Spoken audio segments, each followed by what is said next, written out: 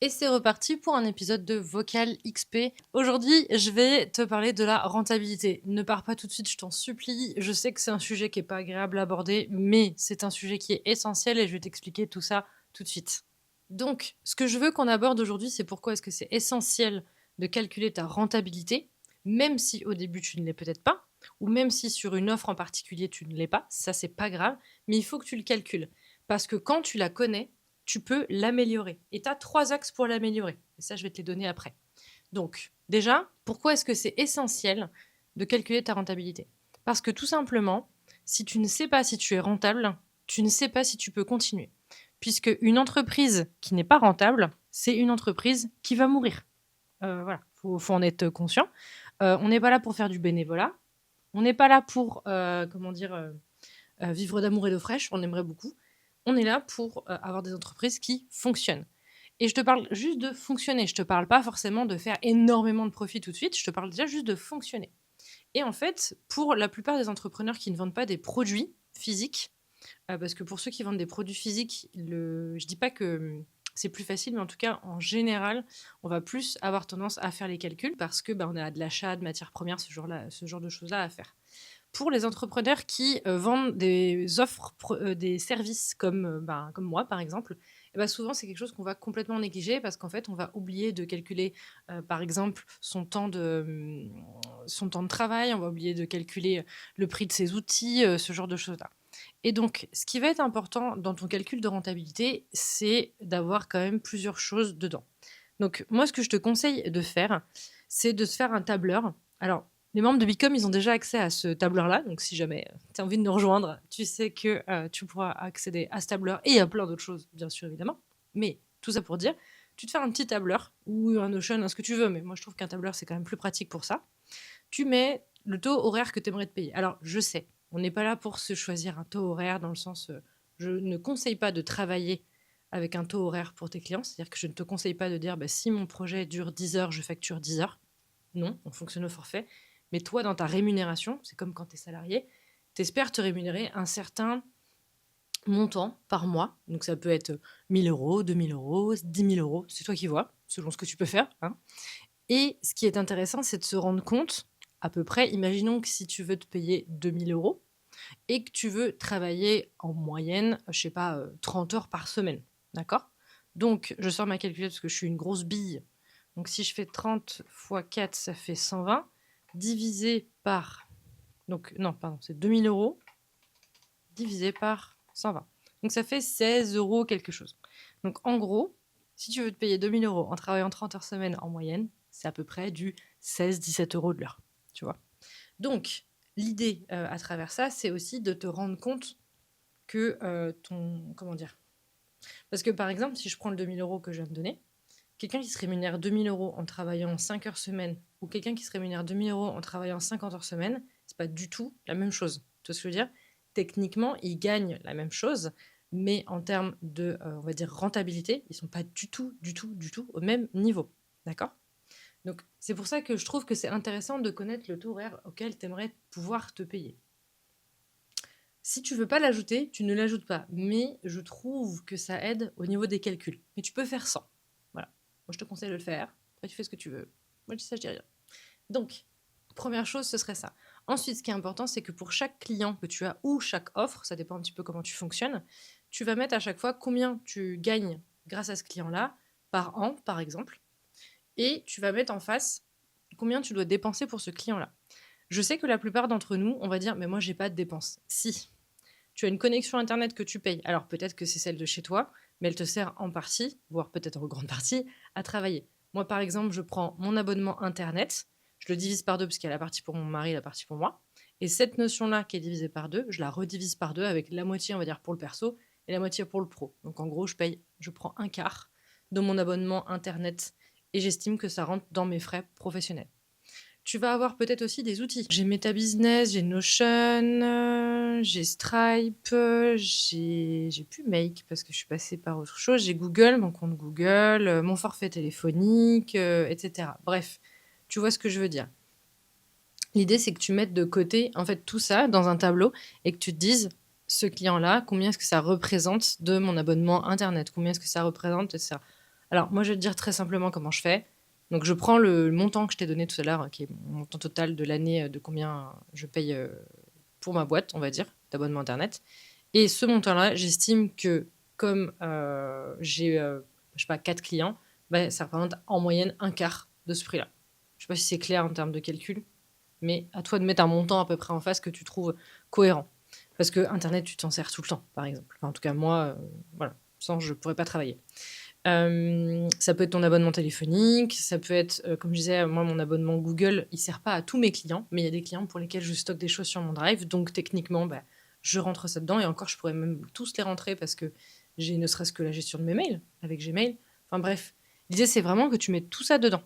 Également, tes frais de transport, si tu as des frais de transport, donc frais de déplacement, frais de bouche si tu manges sur place, enfin si tu dois acheter sur place ou si tu te prépares à manger, il faut quand même le compter. Tu te fais un petit montant de panier repas que tu fais en moyenne. Enfin voilà, tous les frais annexes. Même si par exemple tu dois acheter des... moi tu sais, j'ai fait faire des stickers. Alors, tous les stickers rentrent pas dans mes offres, mais il y a des offres où il y a des stickers dédiés. Donc du coup, bah là, ça rentre dans les dépenses.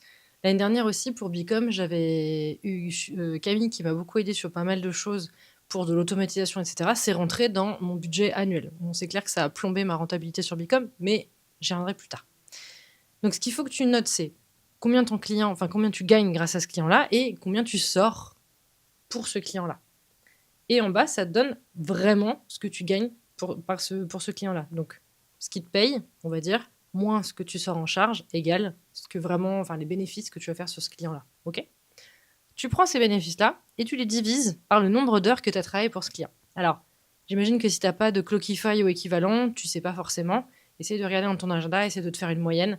Moi, je te conseille vraiment de traquer ton temps parce qu'en fait, ça va vraiment t'aider à comprendre combien de temps tu passes. Pareil, c'est comme la renta. On n'a jamais envie de le faire parce qu'on sait qu'on passe trop de temps et on ne veut pas le voir. Mais je te jure que depuis que je traque mon temps, je suis plus efficace, justement, et j'estime mieux la durée des tâches. Donc, je gère mieux mon planning derrière aussi. Puisque comme je sais qu'en moyenne, je mets tant de temps pour cette tâche-là, eh ben, quand je la planifie dans mon planning, le bloc-temps est plus adapté. Donc voilà, petit conseil. Donc bref, tu prends ce montant-là, tu le divises par le nombre d'heures que tu as fait, et en fait, ça te permet d'avoir un taux horaire que tu as avec ce client-là, entre guillemets. Donc, ça te permet de te rendre compte avec ce client-là, est-ce que tu es proche ou éloigné du taux horaire que tu voudrais avoir. C'est pour ça que je t'ai dit que ce serait bien de le poser dès le départ. Si tu ne l'as pas posé, bah, après, tu vois à peu près si en moyenne, tu as des taux horaires qui sont proches, ou si tu as un client où tu es justement à un taux horaire très élevé, ce qui veut dire que tu es plutôt, enfin, normalement rentable, en tout cas, c'est plutôt positif, ou s'il y a des clients où tu as un taux horaire qui est vraiment très très bas, et là, c'est plutôt négatif, en général, tu n'es pas rentable. Et ça va être très important parce que tout ça, ça va te permettre de comprendre. Et tu vas voir que tout ce que je t'ai dit va être très utile sur les 3 axes d'amélioration. Mais ça va te permettre de comprendre si tu es rentable, pas rentable avec ce client-là. Donc ça peut t'aider justement après pour choisir tes axes d'amélioration sur ce client-là ou sur cette offre-là. D'accord? J'espère que jusqu'ici tu me suis. Parce que comme d'hab, les épisodes Vocal XP ne sont pas scriptés. D'accord? Mais j'ai envie de te le sortir comme ça, comme si on discutait autour d'un café et que tu m'avais posé la question. Donc, dernière chose quand même que je te conseille de faire dans ce tableau-là, c'est quand même la jauge de kiff. Est-ce que t'aimes ou t'aimes pas faire ce projet-là? Parce qu'en fait, tu vas aussi te rendre compte que peut-être que, imaginons, tu as un projet où t'es pas rentable, t'es pas bien payé, entre guillemets, et en plus, t'aimes pas le faire. Est-ce que ça vaut le coup de continuer? À l'inverse, tu peux avoir un projet où non seulement t'es rentable, mais en plus, tu kiffes le faire. Et là, tu te dis, waouh, tout bénef, c'est trop bien. Donc, ça veut dire aussi que dans ton planning, bah, tu peux y passer un peu plus de temps si tu as envie, parce que c'est un projet qui t'énergise, qui te fait du bien et sur lequel tu es rentable. Également, tu peux avoir malheureusement des projets où tu te dis ah celui-ci j'aime pas, par contre je suis très rentable. Donc là pareil, la question se pose de je garde pas. Ça peut être de j'accepte de le garder même si j'aime pas trop ce projet, mais parce que je sais que je suis rentable, donc grâce à lui ça me permet peut-être de faire justement à l'inverse des projets dans lesquels je kiffe travailler mais où je suis pas rentable. Ça permet peut-être d'équilibrer. Pourquoi est-ce que je t'ai conseillé de mettre tout ça dans un tableur? C'est parce que justement, moi, après, je fais une moyenne au bout pour voir comment tu t'en sors sur tous ces projets-là. Tu as peut-être un projet où tu es carrément pas rentable et un projet où tu es carrément rentable. Et en fait, les deux s'équilibrent. Le but, c'est d'être globalement à l'équilibre, voire même de faire du bénéfice, hein, enfin, d'être rentable, hein, on est d'accord. Mais ça permet, comme je te disais, aussi de pouvoir faire de faire une moyenne de tout ça pour te rendre compte, en fait. Et après, pouvoir faire des choix, notamment quand tu décides d'arrêter ou de continuer certaines prestations. Bah, ça peut t'aider aussi à ça. J'ai dit tout à l'heure que la plupart des entrepreneurs qui vendent des produits physiques font déjà leur renta. Je sais que c'est pas le cas pour tout le monde, donc si c'est pas le cas, je te conseille de le faire. Et dedans, tu dois mettre en effet tout ce que tu achètes, tes produits, etc., ton stock, ce genre de choses-là. Donc pense-y, c'est super important. D'accord? Et dedans, tu mets aussi tes logiciels, ton PC, enfin voilà, tout ce dont tu as besoin pour travailler doit être dedans. Même si tu es en micro aujourd'hui et que tu n'as pas le système de quand j'achète un ordinateur, il y a un amortissement sur plusieurs années, etc., et que ça, c'est quand tu es en société mode URL, etc., plus tu vas commencer à penser comme ça, mieux ça va être. Parce que tu vas réfléchir en termes d'investissement, mais en même temps aussi te dire est-ce que c'est le bon moment, pas le bon moment, etc. Est-ce que je peux me le permettre aussi? Moi, j'ai fait ce tableau-là l'année dernière grâce à Justine de Réveille ton bise. Bisous Justine et merci beaucoup pour ça. Parce qu'en fait, je le conseillais tout le temps à mes clients, je le faisais avec mes clients, mais je le faisais jamais pour moi. Voilà, voilà. Et en le faisant, je me suis rendu compte qu'il y avait des projets, en effet, où j'aimais pas trop bosser dessus. C'était pas la cata, mais c'était moyen. Par contre, j'étais très rentable, donc je suis en mode, je sais pourquoi je continue, entre guillemets, justement, parce qu'il m'aide à équilibrer des projets que j'ai kiffé faire l'année dernière, mais où j'étais pas rentable. Et quand je te dis pas rentable, j'ai un projet où, franchement, quand j'ai vu les chiffres, j'étais catastrophée. Justine était catastrophée aussi. Je savais que j'étais pas rentable, en fait, tu vois, mais pas à ce point. Et en fait, c'est aussi à ça que ça sert, c'est que des fois, tu sais, tu dis, je sais, je suis pas rentable. Je sais, je sais, je sais. Sauf que il y a une différence entre savoir que t'es pas rentable et savoir à quel point t'es pas rentable. Parce qu'en fait, si tu te rends compte que t'es pas rentable, mais de pas beaucoup, tu te dis, bon, ok, la prochaine fois, je peux équilibrer, je peux faire attention, etc. Si t'es pas rentable, au point 2, t'aurais dû vendre le double. Ça te permet aussi de te rendre compte, tu vois, de vraiment la différence, de gap qu'il y a entre ce que tu as vendu et ce que tu aurais dû vendre.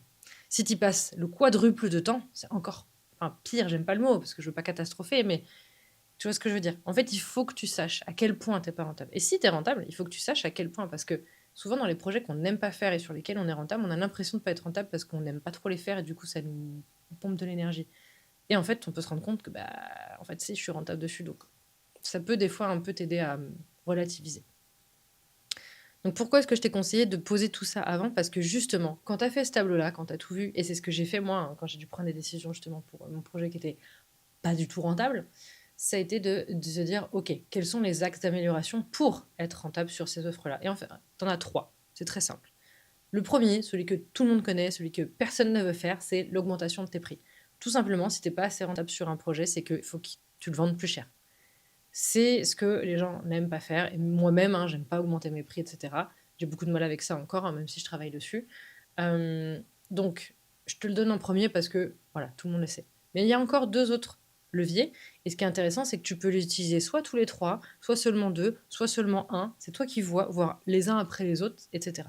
Le deuxième, qui peut être très intéressant et qui est des fois un petit peu sous-estimé, c'est tout simplement de baisser les charges pour ce client ou cette offre-là. Je vais te donner un exemple très simple. Sur mes premières années à l'EGP, je faisais pas trop attention à ça. À partir du moment où j'ai calculé ma rentabilité, j'ai demandé à y aller plutôt 1 semaine par mois, 3 jours de suite, plutôt que des jours un peu par-ci par-là, parce qu'en fait, entre les frais de déplacement, de bouche sur place, pas de logement parce que je suis logée chez une amie, mais au moins ces 2 éléments-là, en fait, j'étais pas du tout rentable. En baissant mes déplacements, c'est-à-dire en ayant moins de déplacements, parce que, par exemple, au lieu de faire l'aller-retour 3-4 fois dans le mois, je le faisais une fois dans le mois. Je restais plus longtemps sur place, certes, mais je le faisais qu'une fois dans le mois. J'ai réduit mes charges et donc j'ai, sans augmenter mes prix avec ce client-là, j'ai augmenté ma rentabilité. D'accord? Donc ça, c'est souvent vraiment sous-estimé. Et ça peut être en arrêtant un abonnement pour un logiciel où tu dis, en fait, c'est pas forcément utile d'avoir cet abonnement-là, ou en réduisant des frais de déplacement, des frais de bouche, des frais de délégation, ce genre de choses-là. Alors, je dis pas qu'il faut arrêter de déléguer, bien sûr que non, moi, je suis pour et je le fais aussi. Mais il faut réfléchir en fait un petit peu à tout ça, sachant que, évidemment, quand tu commences une nouvelle offre, souvent tu vas investir dedans pour qu'elle marche. Donc c'est normal qu'au début, tu sois pas rentable. Enfin, c'est normal. En tout cas, c'est pas grave. Le but, c'est que tu sois après. Par exemple, Bicom, l'année dernière, je n'étais pas rentable du tout. Mais quand je dis pas du tout, bref. C'est justement cette offre-là où je pensais pas avoir autant perdu d'argent, on va dire. Cette année, j'ai mis en place plein de choses pour que la rentabilité soit meilleure et au fur et à mesure, etc., pour récupérer cette première année catastrophique. Ok? Donc ça, c'était le deuxième point d'amélioration, c'est de baisser tes charges liées à ce client, à cette offre, à ce projet. D'accord? Pour ceux qui achètent des produits, enfin qui vendent des produits physiques, ça peut être peut-être soit d'acheter moins ou d'acheter en plus grande quantité pour avoir des prix moins chers. Ça peut être ça aussi, des prix de gros. Ça peut être aussi de changer de fournisseur. Ça peut être d'acheter des choses d'occasion. Il y a plein de manières de baisser ses charges. Des fois, on a tout baissé, on est au minimum du minimum, on ne peut pas faire moins, mais bon, en tout cas, tu sais que c'est un des axes que tu peux utiliser. Et le dernier axe, qui est tout bête aussi, mais qu'on oublie un petit peu, comme le fait de baisser ses charges, c'est tout simplement de baisser son temps de travail, de réduire son temps de travail, dans le sens où, si par exemple pour un client, tu y as passé 100 heures, bah, si tu passes demain 50 heures, tu seras de facto plus rentable, même au même prix, tu vois. Donc là, c'est pareil, c'est réfléchir à comment est-ce que tu peux y passer moins de temps. Moins de temps sans baisser la qualité, on est bien d'accord. Peut-être que des fois, tu y passes trop de temps, peut-être que tu vas trop loin, peut-être que tu fais trop de perfectionnisme. Peut-être qu'aussi, il y a des outils qui peuvent te permettre d'automatiser, ce genre de choses-là, qui font qu'il y a des trucs où tu n'as pas forcément besoin, toi, de le faire, mais que ça pourrait être intéressant que ce soit automatisé, et du coup, ça te ferait énormément gagner de temps. Moi, c'est ce qui s'est passé. Comme je te disais, pour Bicom, Camille a fait pas mal d'automatisation pour moi, et ça m'a beaucoup aidé là-dessus, parce que du coup, certes, sur le moment, ça a été un investissement, comme je disais, hein, donc c'est de l'argent qui est sorti pour ça. Mais derrière, maintenant, je vois le gain de temps et d'énergie que j'ai eu, qui, en fait, au fur et à mesure, l'investissement que j'ai eu va se faire lisser par le temps que je gagne, tu vois. Donc, c'est pour ça que je te dis que ces trois options-là, le fait de soit augmenter tes prix, soit baisser tes charges, soit réduire ton temps de travail, c'est trois choses que tu peux utiliser en même temps ou séparément. Si, par exemple, tu sais que l'augmentation de prix, elle est indiscutable, elle n'est pas gérable. Ça, c'est un autre sujet, mais imaginons, ce n'est pas possible. Moi, je sais que, par exemple, quand je travaille avec des institutions, il y a des prix, il y a des grilles, je ne peux pas demander d'augmentation. C'est très difficile, voire quasiment impossible. Donc, dans ces cas-là, c'est comment j'y passe moins de temps et ou comment je fais pour avoir moins de charges liées. Si je reprends le GP, ça peut être donc les charges, je t'ai expliqué, mais ça peut être aussi passer moins de temps. C'est comment est-ce que je réutilise mieux, par exemple, mes anciens cours plutôt que d'essayer de recréer tout de zéro à chaque fois. Évidemment, le but, c'est pas de resservir la même chose chaque année exactement et de faire des évolutions, mais par exemple, d'éviter de réinventer la roue. Je t'en ai déjà parlé dans une vidéo, mais d'éviter de toujours vouloir essayer de tout refaire alors qu'en fait, je peux repartir de base déjà existantes, tu vois. Ça, ça me fait gagner du temps. Peut-être qu'aussi, je peux automatiser certaines choses. L'envoi de facture, bon, c'est pas ça qui me faisait perdre du temps, mais ça, c'est pour tous mes clients, tu vois. Mais mine de rien, en fait, l'envoi de facture, quand tu sais que tu y passes, je sais pas, 2 heures par mois, si tu l'automatises et que en fait, ça te prend plus que, je sais pas, 30 minutes, tu as économisé 1 heure et demie, tu vois. Alors oui, c'est pour tous tes clients 1 heure et demie, mais ça fait que tu économises, je sais pas, en moyenne, peut-être un quart d'heure par client, et c'est toujours ça de prix. D'accord? Donc, ce que je voulais te dire à travers cette vidéo-là, à travers ce Vocal XP-là, c'est vraiment le côté que si tu veux que ton entreprise se développe, il faut que tu calcules ta rentabilité. Parce qu'en fait, si tu sais pas à quel point tu es rentable, pas rentable, tu vas droit dans le mur. Mais vraiment. Et moi, ça faisait longtemps que je fermais un peu les yeux là-dessus. J'ai commencé à travailler dessus il y a déjà 2-3 ans. Mais là, depuis 2 ans, je suis vraiment à fond dedans. Et pas en mode parce que je suis une pingre et que je veux pas sortir d'argent et que je veux la rentabilité à tout prix. Pas du tout. Mais vraiment pas du tout. Si tu savais à quel point je suis pas rentable sur encore plein d'autres offres aujourd'hui. Mais j'y travaille, hein, comme on dit, je me soigne. Mais en fait, c'est plus pour que moi, je sois consciente aussi et que des fois, je puisse me dire, attends, là, tu as passé trop de temps ou là, ça, c'est pas utile, en fait, ce que tu vas faire. Par exemple très con, voilà, sur Bicom, j'ai des lives toutes les semaines. Si je programme un live et qu'il n'y a personne de connecté, enfin que personne qu'il y a personne d'inscrit sur le live, je vais annuler le live. Avant, j'aurais jamais osé. Je me serais connectée, je serais restée 1 heure à attendre au cas où quelqu'un se connecte, tu vois. Maintenant, s'il y a personne, je dis OK, live annulé. Et personne ne le prend mal parce que personne n'était inscrit. Et en fait, moi, ça m'enlève 1 heure de mon planning qui aurait dû être dédié à Bicom, mais en fait, pour rien. Où tu peux pas vraiment faire une autre tâche parce que tu te dis, si quelqu'un se connecte, etc. Enfin, tu vois. Donc là, au moins, c'est rayé et je peux me mettre à autre chose. Et ça fait 1 heure de moins dans mon planning dédié à Bicom. Et du coup, en termes de rentabilité, c'est toujours meilleur que d'avoir passé 1 heure à rien faire et à attendre que quelqu'un se connecte, tu vois. Ça peut t'aider sur des décisions financières pour justement choisir si tu investis pas. Si tu investis pour gagner du temps, donc peut-être que tu vas augmenter tes charges, mais pour pouvoir après gagner du temps. Enfin, tu vois, il y a plein de choses comme ça, en fait, et je veux que tu gardes en tête ces 3 paramètres-là, super intéressants, parce qu'on pense toujours à l'augmentation de prix, mais on pense jamais aux 2 autres. Enfin, en tout cas, on y pense beaucoup moins, parce qu'on a l'impression que ça a moins d'impact. Mais en fait, quand tu as un tableau de rentabilité et que tu vois bien que les 3 facteurs qui font que tu es rentable, c'est le temps que tu y passes, les charges que ça te coûte et combien tu es payé pour ça. Et en fait, ça veut dire que tu peux jouer sur ces 3 tableaux-là, en fait, enfin, sur ces 3 facteurs-là, tu vois? Et on minimise trop, on pense toujours au prix. Mais par exemple, passer moins de temps et baisser ses charges sur une offre, ça peut te la rendre plus rentable sans avoir besoin d'augmenter tes prix. Moi, c'est ce que j'ai fait déjà plusieurs fois. Donc voilà, l'idée, c'est vraiment que tu gardes ça en tête parce que je trouve que c'est des axes hyper intéressants et trop sous-cotés. Donc j'espère que ce petit Vocal XP t'a permis de réfléchir à ta rentabilité. Si tu n'as pas déjà un petit tableau de rentabilité, je te conseille vraiment de le mettre en place. Je sais que c'est pas fun. Je sais que la première fois, franchement, que tu le fais, tu as envie de pleurer, hein, voilà. Mais c'est tellement aidant pour la suite. Et je te jure que moi, ça m'a aidé. Toutes les personnes avec qui j'en ai parlé, ça les a aidés. Et tous les coachés que j'ai accompagnés et qui l'ont mis en place, ça les a aidés. Donc, je ne connais personne qui a aimé le faire. Par contre, je connais que des personnes qui se sont dit waouh, merci, ça m'a vraiment aidé à mieux voir les choses. Donc, fais-le. S'il y a un autre sujet que tu as envie que je traite dans Vocal XP, n'hésite pas à me faire signe, parce que moi j'adore traiter des sujets qui t'intéressent. Donc voilà, les commentaires sont là pour ça aussi. Si tu veux que Camino arrête de faire des câlins pour rien, tu peux le mettre en commentaire. Ou si tu veux qu'il soit sur toutes les vidéos, tu peux aussi le mettre en commentaire. Je rigole, hein. Évidemment que tu as le droit de me faire des câlins, même quand je fais des vidéos. Non mais regardez-moi comment il... il va manger la bonnette. Bref, donc si t'as aimé cet épisode, n'hésite pas à me le dire en commentaire. Pense au petit pouce bleu, n'hésite pas à t'abonner aussi, hein, je le dis jamais, mais vraiment, voilà, ça aide aussi à développer la chaîne et ça aide à faire connaître mes vidéos à celles et ceux que ça pourrait intéresser et aider. Et puis, comme je disais, s'il y a un sujet que tu veux que j'aborde, tu me le dis aussi, je suis là pour ça et on se retrouve le mois prochain pour le prochain Vocal XP. Ciao!